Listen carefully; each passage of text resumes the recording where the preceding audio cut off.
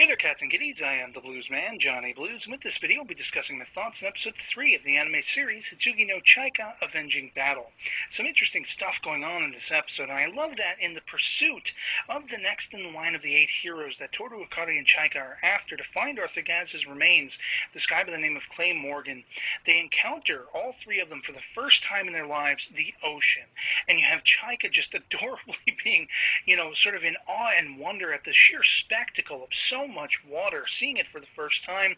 She's in a wading pool, she feels the cool water on her feet. She tastes it and incredulously remarks that it's too salty. And only just seconds after Toru tries to warn her that waves in this area can get pretty big and, soak you and all that kind of stuff, what should happen? But she basically gets drenched by one. And after Toru's kind of inadvertently laughing about it, she starts splashing him with the water. You have Akari who is falling back on her less than better graces of this sort of, having the heats for Toru, in effect, her air quotes brother, even though they are not related. Unfortunately, the fact that she keeps calling him brother every other word, it's like calling back to my mind sort of the uncomfortability of aspects of the ALO arc of Sword Art Online.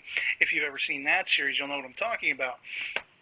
But in effect, after the hilarity, they basically decide to go to this Clay Morgan's mansion, and actually the hilarity continues because they have to pretend to be entertainers in order to get in to see this guy.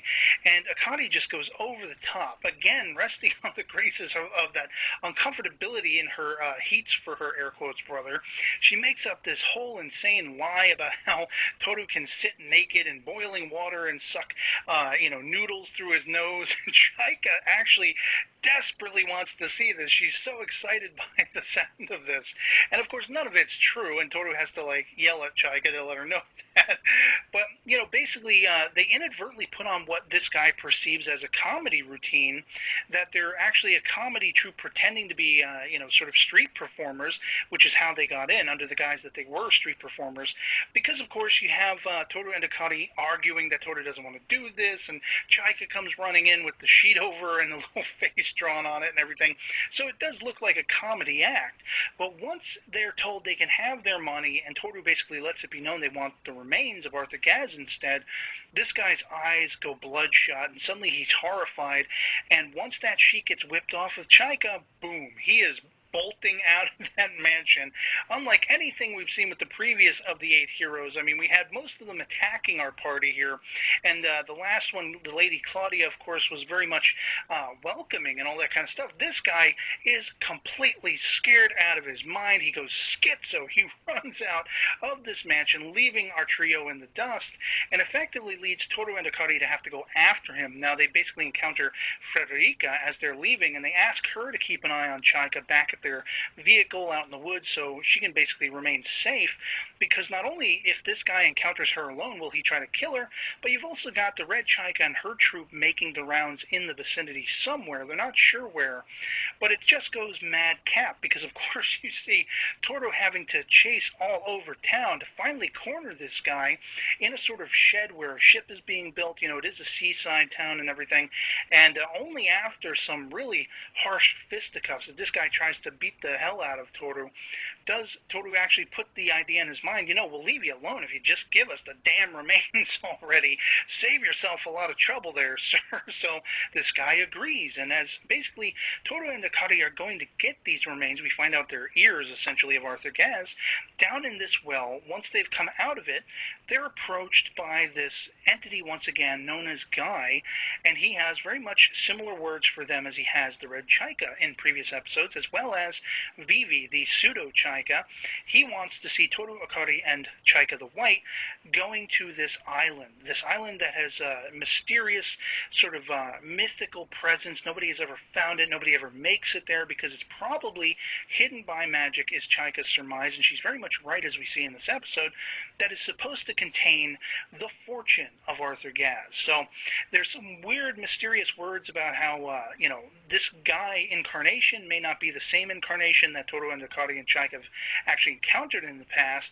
Does that mean there's multiple versions of Guy as well as Chaika's? It's a very interesting sort of scenario, but basically you see a conflict born out of this because Toru feels that they should adhere to their primary goal of getting all of Arthur Gaz's remains together, Chaika's original goal, before they should even consider being misdirected. You already have the red Chaika, getting some of the remains on her own. And basically, it's just a matter of time before somebody gets to the rest of them before them if they get sidetracked. And Toru wants to see Chaika the White basically make good on her plans to get all these, remains together on her own before anyone else can. And Chaika, at this point, she basically outlines all these new facts, all these new revelations. There's too much I don't understand anymore. It's not as simple as it once was. If I have to go it alone, I will go to this island primarily now. That'll be my new plan of action. I'll go without you. And basically, Toru reacts to this as if he's being fired. And he says, well, look, once we're fired, that's it. You can't count on us ever again. And he walks off. And this, I was stunned by this because you have Chaika very much for the first time since we first encountered her in the series by herself, with the exception of Frederica. And it's interesting because I thought Frederica would be the last thing she would ever do to actually work in tandem with Chaika alone. Now that she even says herself in the episode, I was only even with you guys because I wanted to fight Toru, and recently she wanted to try to, make a deal with Toru to become her Dragoon Cavalier and all this stuff. So it's intriguing to me that she Dragoons out and basically is going to fly Chaika. Once Akari has had some sensible words to say to Toru about, basically sticking with Chaika, they decide to go with her after all, but they get there too late as Chaika and Frederica are making off for this mysterious island. So they charter a boat. They actually sort of blackmail Clay Morgan to get his boat, and it turns out the red Chaika and her crew are right behind them. They end up sneaking on board, and as you have basically Chaika and Frederica by air, and Toru, Akari, and the red Chaika clan by sea, getting very close to where this island is, and basically Chaika has finally opened the magical barrier. They're all attacked summarily. You have a Kraken attacking the ship that, basically Toru, Akari, and the red Chaika team are on, sinking it, outright, crushing this thing, and they're all stuck underwater. Big time cliffhanger, because as it coincides with that, we have Chaika, and Frederica attacked by what seemed to be a trio of fellow Dragoons that seemingly cut the wings off of Frederica and send them crashing toward this island. And all of this is paramount without even actually taking into consideration another side plot that we actually see unfolding, the idea that Toru, Akari, and Chaika's next destination should have been the Principality of Hartgen. And basically Hartgen is the guy who killed Chaika. He was the chief guy responsible for beheading the so-called real Chaika, as well as being the integral factor in taking down Arthur Gaz, who in his last moments was said to be, stuck like a pig with all these different weapons in him and bleeding out the eyes and still having an evil grin.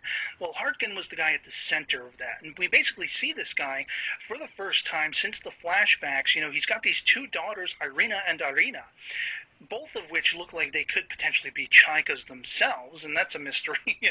I'm scratching my head at that one. But he's talking to Shin Akira, who is somebody who we've seen actually has a history with Toru and Akari.